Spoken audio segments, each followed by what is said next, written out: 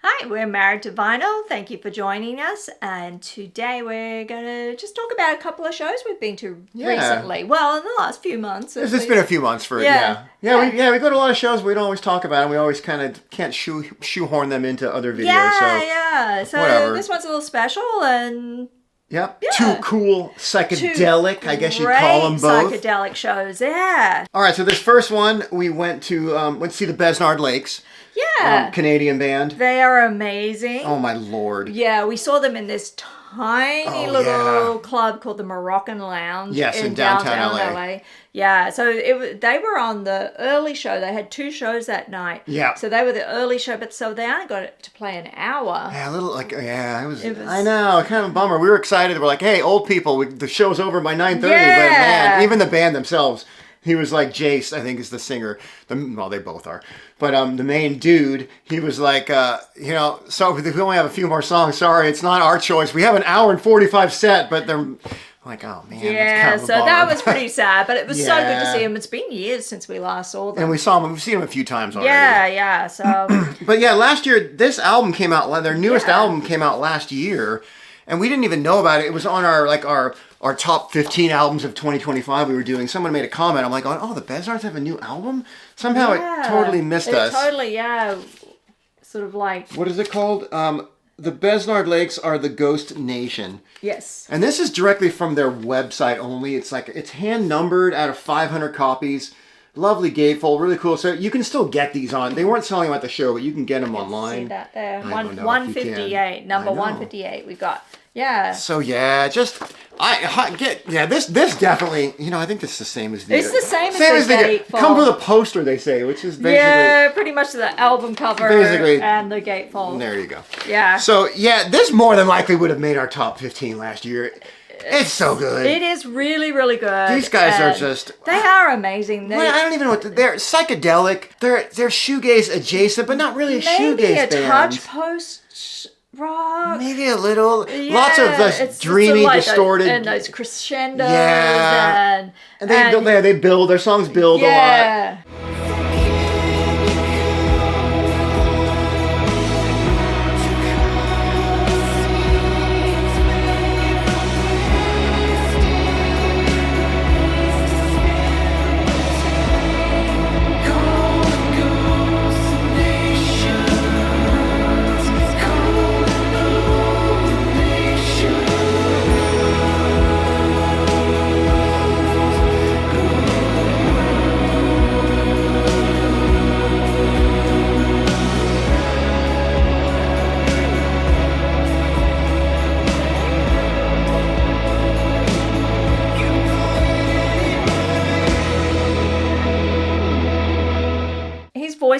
His vocals are amazing. Oh my Lord, they're just sort of falsetto. Yeah, they're a married couple, and the bass player, her name's Olga, and she does half. Sometimes she's singing solo, sometimes he sings solo, sometimes they sing a lot together.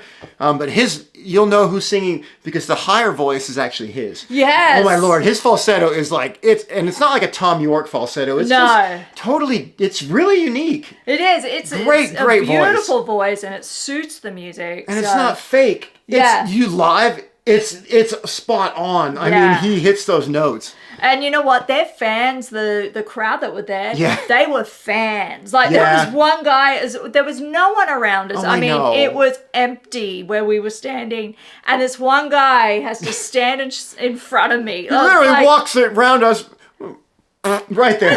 Like the short girl. I mean, I get it with gigs, it is what it is, and it is the nature of the beast, and that's what it is. But there was like no one, and you have to park yourself right in front of me. That was not cool. But you know what? I cut him some slack because he was a fan. into them. Yeah. We were. I mean, it wasn't. It was very tiny. I think it holds like 250 people max. Yeah. And it was not full. It was probably like 50, maybe a little more than 50% full. By the end, it was a little more full. It was a little bit more full. Yeah, I always feel bad. They never have huge crowds, and it's like maybe it was the early show. Yeah. But boy, in this tiny room, they are like when you see them live too, they are a wall of sound. They really are. They blow the whole place apart. And this place, you were like, it was small. It was just kind of a narrow and just more like a rectangle.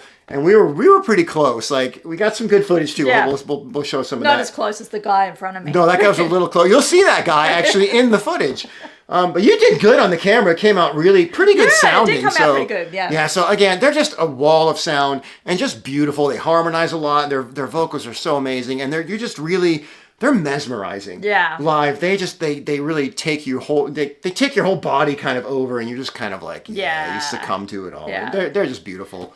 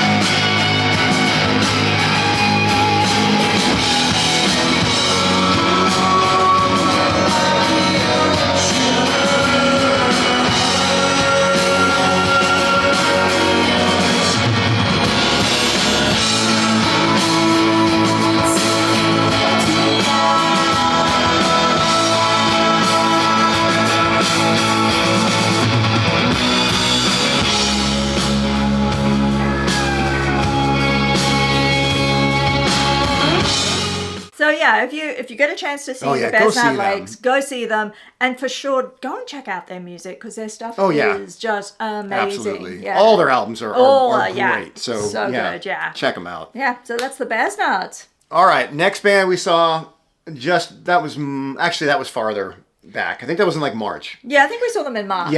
Yeah. So probably the one that more people would know, the Brian Jonestown Massacre. Yes. Of course. This is a band we've seen quite a few times together. We have seen a bunch of times together, yeah. And I know you have seen them a bunch of times before me.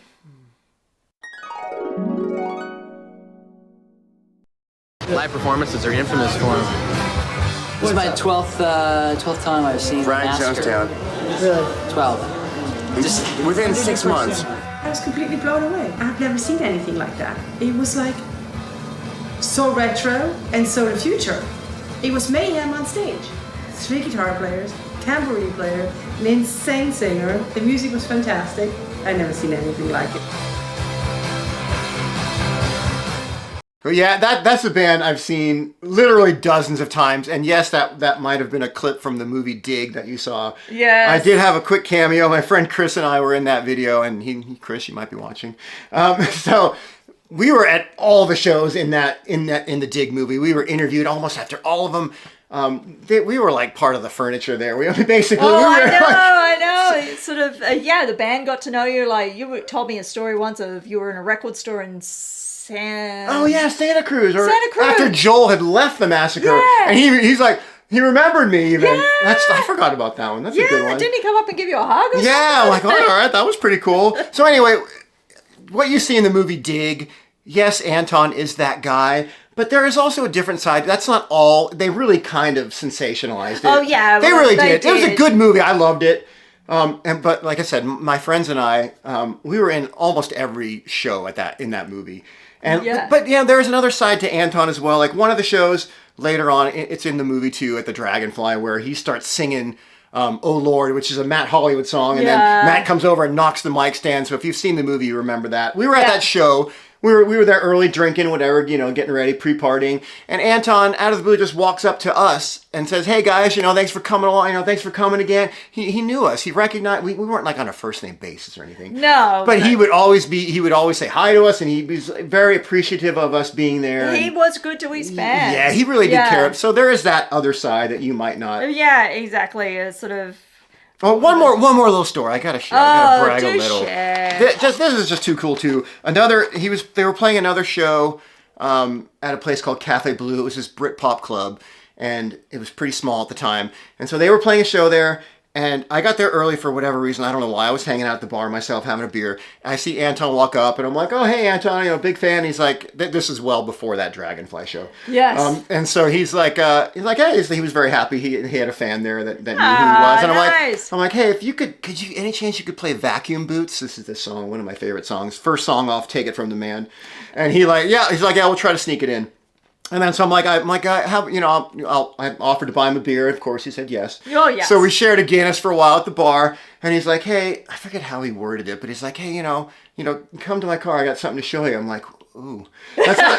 I'm like, there was no history at that point. We didn't know about. There was no dig yet, so we didn't know. Right. About. So I'm like, we go to. It was just on the street park there. We go to his car, opens up the trunk. There's a body. No bodies. But he pulls out this, and it's the only copy he had. And yes, big deal. It's just a CD. Thank God for mental illness. But he's like, this is our new album. I only have the one promo copy yet right now. He gave it to me. That's amazing. It was not even out yet. And he's like, this is a fan. I'm gonna give this guy That's so nice. I got no proof, but I have the memory. I mean, it does speak a lot to sort of who he can be or is, without all the drugs and all the sensation, because we both have seen him sort of lose it a little. Yeah, we've seen those times too. It happens. I haven't seen anything like major. No.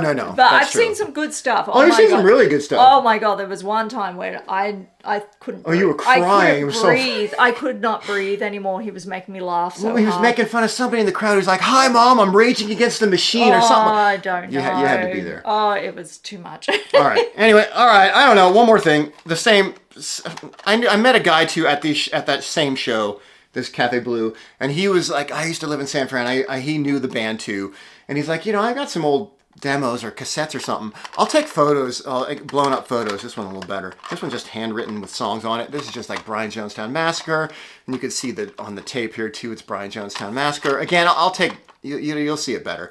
These are all demos from the early 90s. Like, wow. A lot of these songs ended up on albums, different versions. Some of them ended up on, they did like a demo, Pol Pot's Pleasure Penthouse, something or other, released years ago. But anyway, these are, all unreleased stuff that this guy just gave me. Because he's like, you're a big fan, you can have them. Well, that's amazing. I'll take them. And he got them from the band, didn't he? Oh yeah, no, these are handmade from the band. Anton would have given him those. So that's the band made those. So yeah. That's pretty awesome. Anyway, there's more stories. If you want to hear more, we'll do a whole nother episode.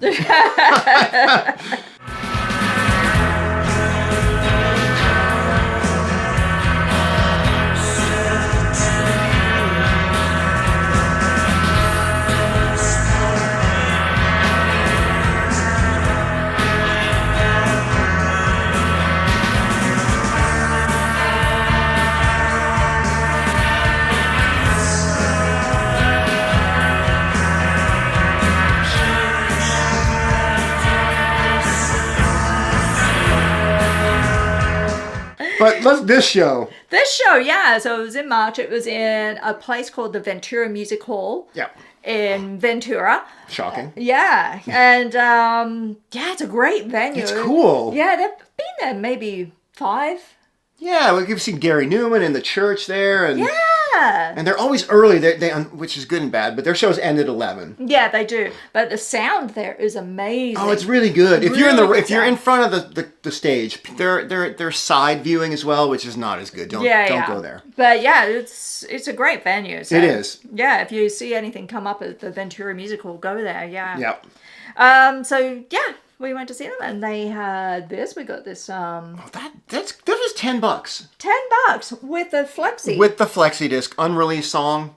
And this was from their 2025 tour. Yeah, so it's kind of left over. They did a few extra shows like in this year as well in the States. Let me see if I can. See if you can show. There's some. Yeah, they're great. Great photos. And again, you can get this online on their website too for $10. So they're not trying to rip you off.